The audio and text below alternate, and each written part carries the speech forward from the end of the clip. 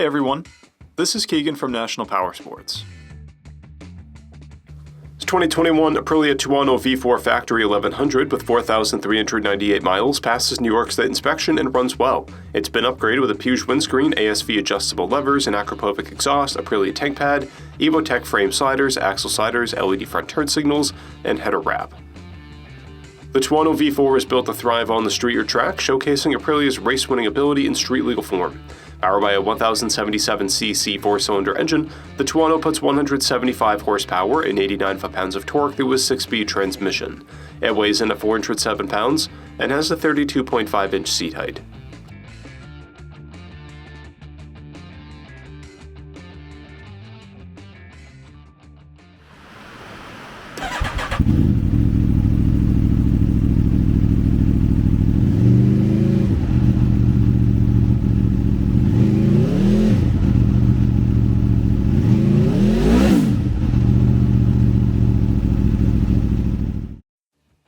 To see everything we know about this vehicle, including full mechanical and cosmetic condition reports, the service repair order, high-resolution photos, and more, please visit the listing on our website.